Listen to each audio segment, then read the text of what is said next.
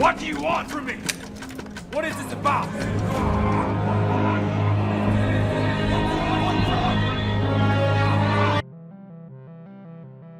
Oke, welcome to Coach Potato ID. Nama gue Roy dan kali ini kita akan membahas serial Loki episode 2. Warning spoiler alert bagi kalian yang belum nonton, so resiko ditanggung sendiri ya. Dan by the way, gue juga akan membahas beberapa easter egg dan juga penjelasan detail yang mungkin kalian lewatkan ketika kalian menonton. So stay tune terus ya. Loki episode 2 dengan judul The Variant. Di episode ini semakin menjelaskan apa yang akan dilakukan oleh TVA terhadap Loki. Di episode ini juga menurut gua memberikan penjelasan bagaimana TVA ini bisa terbentuk. Loki tampaknya penasaran dengan siapa sih si Timekeepers itu. Dari judulnya juga sebenarnya kita bisa langsung ngerti kalau inti cerita dari episode 2 ini adalah mengungkap siapakah si orang misterius yang mengacaukan timeline. Apa tujuan dia mengacaukan universe? Dan ada hubungan apa antara dia dan Loki yang asli? Mobius tampaknya masih percaya ke Loki bahwa Loki bisa membantunya untuk mempertemukan TVA dengan si Loki versi lain ini yang mengacaukan timeline. Ya, tapi memang pada akhirnya Loki sewaktu bertemu dengan si Lady Loki atau Enchantress. By the way, kita juga masih bingung sebenarnya siapa karakter cewek ini. Loki jadi kayak galau gitu dan berhasil kabur. Tapi gue cukup yakin kalau dia sebenarnya pengen tahu siapa sih Lady Loki ini dan apa tujuan dia. Memang cukup aneh. Ternyata Loki versi cewek ini bukan orang yang manipulatif kelihatannya. Tujuan dia bukan pengen bertemu dengan para Timekeepers dan mencoba menguasai powernya untuk melakukan dunia. Well, kalau Loki sendiri sebenarnya pengen banget bisa ketemu Timekeepers dan berharap bisa punya powernya untuk menguasai dunia.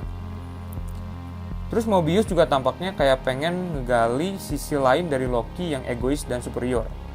Mobius kayak sengaja membuat seakan-akan si Lady Loki lebih superior dari Loki versi asli. Sisi lain dari Loki menurut gua adalah dia itu ternyata seorang yang jenius. Dia berhasil memecahkan misteri gimana sih si Lady Loki bersembunyi dan juga berpindah timeline tanpa diketahui oleh TVA. Nah, jadi kata si Loki, si Lady Loki atau mungkin kita bisa sebut sebagai villain misterius ini, dia bisa bersembunyi dari tracker TVA dengan masuk ke berbagai timeline di mana di timeline itu terdapat apokalips.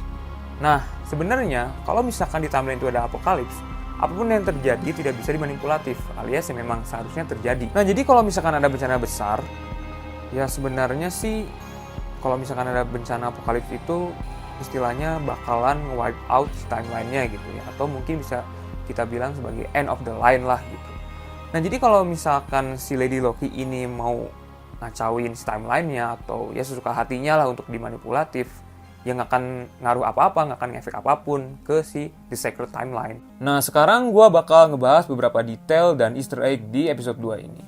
Di awal scene ada seorang hunter baru yaitu C20 yang diperankan oleh Sasha Lane. Dia mungkin sama seperti B-15, seorang leader dari Army TVA. Sebenarnya gue nggak tahu dia itu siapa dan apakah akan ada peran lebih untuk C20 ini. Di scene ini kita dibawa ke tahun 1985 di Wisconsin, di mana si Lady Loki ingin memasang bait atau trap untuk mendapatkan device yang digunakan TVA untuk menjelajah waktu. Terus yang sedang dibahas-bahas mengenai jet ski di majalah yang dibaca Mobius. Memang sebenarnya ini nggak terlalu penting sih.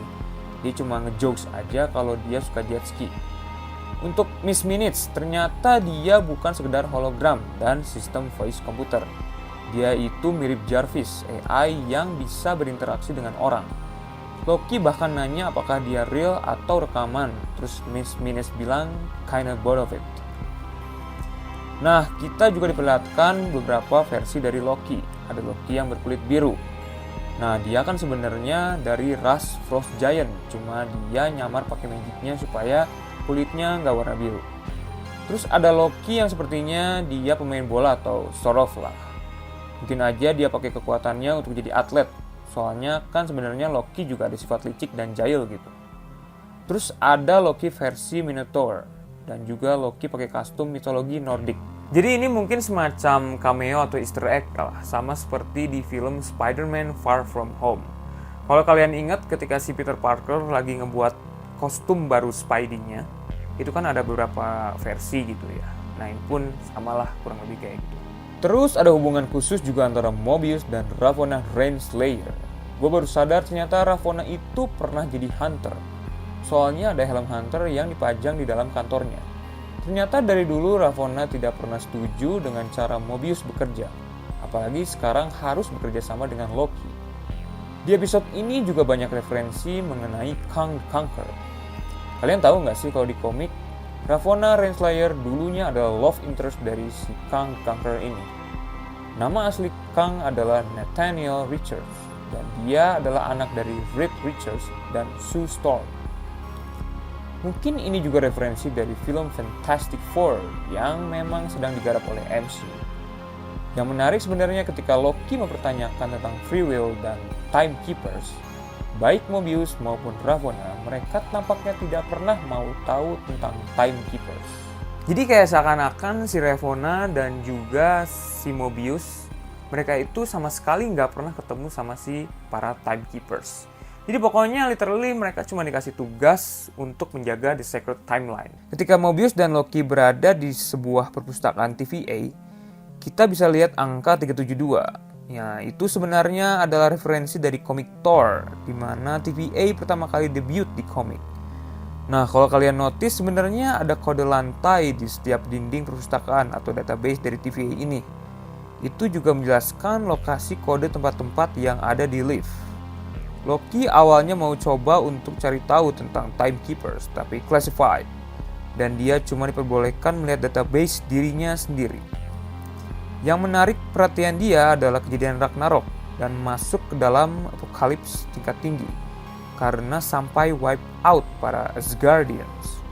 Kejadian Hurricane di Alabama juga termasuk kejadian Apokalips tingkat tinggi di tahun 2050 yang memang keduanya nggak bisa dihindari. Makanya si Lady Loki masuk ke timeline itu untuk mengacau dan bersembunyi. Nah, jadi di akhir rencana si Lady Loki ini berhasil. Dia mengacaukan timeline dengan memancing Loki versi asli dan TVA ke tahun 2050 ketika Hurricane terjadi di Alabama. Mereka masuk ke Roxxcart yang sepertinya adalah perusahaan jahat di masa depan nanti. Oke, gue sejujurnya suka ketika si Lady Loki ini bisa memanipulasi orang. Dia seakan-akan bisa masuk ke dalam tubuh orang itu dan mengendalikan sepenuhnya tubuh dari orang itu. Dan ternyata di sini juga kita bisa lihat Loki sadar kalau dirinya itu ternyata menyebalkan, banyak omong dan juga manipulatif. Kalau kalian ingat ketika dia bilang, oh ini ternyata kenapa Thor selama ini selalu bilang ke dia kalau dia itu menyebalkan. Dan menurut gue sih, si Lady Loki ini ternyata lebih mind blowing lah, dan egonya pun lebih tinggi dari Loki yang selama ini kita kenal. Akhirnya si Lady Loki berhasil mengumpulkan device untuk reset timeline dari TVA dan mengaktifkannya, yang membuat TVA menjadi panik dan langsung mendeploy pasukannya untuk pergi ke setiap branch timeline. Ya, kita bisa lihat semua tempat dan tahun langsung kena dampak dari apa yang diperbuat si Lady Loki ini. Jadi kita bisa lihat tujuannya selama ini adalah menghancurkan TVA. Dan karena sekarang pusat TVA vulnerable karena ditinggal, jadi dia bisa masuk dan menghancurkannya. Oke, cukup lumayan ya. Penjelasan, detail, dan juga easter egg, dan juga review dari episode 2 Loki ini. So, bagaimana menurut kalian? Apakah ada penjelasan detail atau easter egg yang terlewatkan atau mungkin belum gue sebut? Share opini kalian di kolom komentar ya. Dan jangan lupa untuk like, share, dan juga subscribe. Dan jangan lupa untuk follow Instagram kita, coach.potato.id. See you soon in the next episode. Bye-bye.